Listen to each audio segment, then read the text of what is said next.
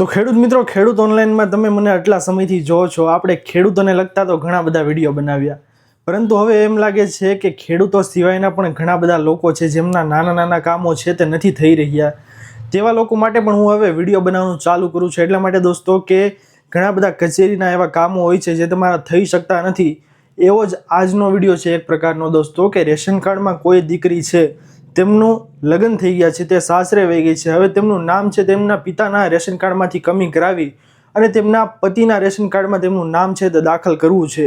તો તેની આખી પ્રોસેસ શું હોય છે, તેમના કયા કયા ડોક્યુમેન્ટ જોશે, તે આખી પ્રોસેસ વિશેની માહિતી દોસ્તો હું આજની આ વિડીયોમાં તમને જણાવવાનું છું.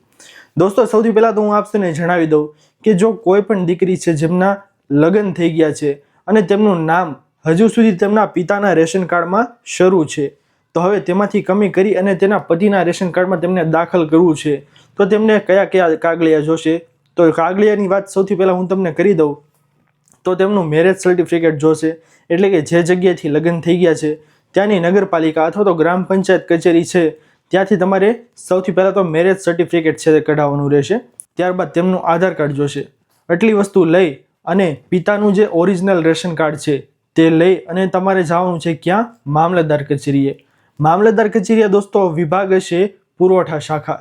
હવે પુરવઠા શાખામાં જઈને દોસ્તો તમારે સૌથી પહેલાં તો ત્યાં એક ફોર્મ ભરવાનું રહેશે.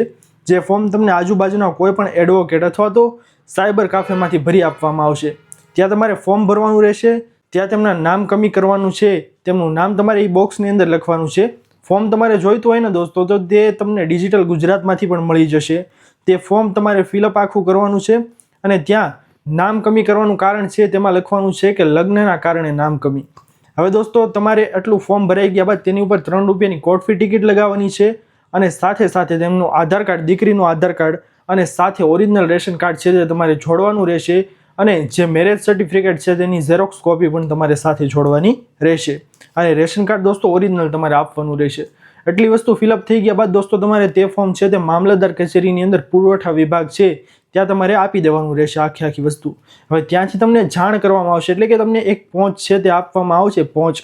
તે પહોંચ તમારે સાચવીને રાખવાની છે. હવે તે તમને સમયગાળો કે જે 4-5 દિવસનો.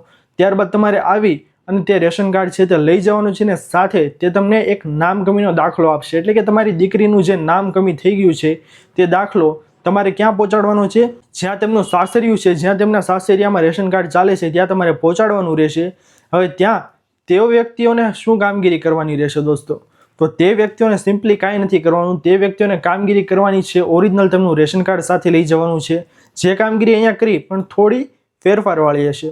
ત્યાં ઓરિજિનલ રેશન કાર્ડ લઈ જવાનું, ત્યારબાદ જે નામ કમીનો દાખલો આપ્યો હતો તે દાખલો લઈ જવાનો, મેરેજ સર્ટિફિકેટની ઝેરોક્સ લઈ જવાની, પ્લસ તમારે ત્યાં આજુબાજુના સાયબર કાફેમાં ફોર્મ ભરવાનું આવશે રેશન કાર્ડમાં નામ ઉમેરવા માટેનું ફોર્મ. એ ફોર્મ પણ તમને દોસ્તો ડિજિટલ ગુજરાતમાંથી મળી જશે. એ ફોર્મ લઈ અને ત્યારબાદ તમારે તેની ઉપર ટિકિટ લગાડવાની રહેશે, 3 રૂપિયાની કોર્ટ ફી ટિકિટ. અને ત્યારબાદ આટલી વસ્તુઓ છે તે તમારે સાથે જોડી દેવાની રહેશે. અને તેમાં કોઈ પણ વ્યક્તિ જે રેશન કાર્ડમાં નામ ચાલતા હોય તે કોઈ પણ વ્યક્તિ ત્યાં જઈ અને આ કામગીરી કરાવી શકે છે.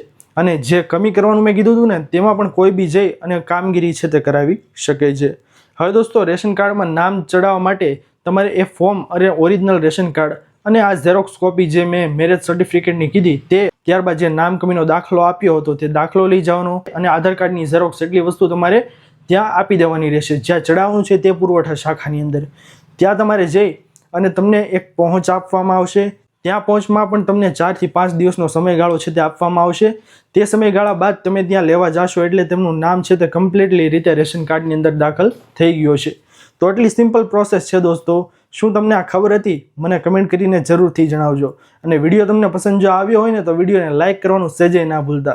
કારણ કે હવે ખેડૂત ઓનલાઈન પોઈન્ટમાંથી તમને જે નાના લોકો છે તેમને કામ લાગી શકે તેવા પણ વિડીયો હું બનાવીશ અને ખેડૂતોને કામ લાગે તેવા પણ વિડીયો તમને મળતા રહેશે.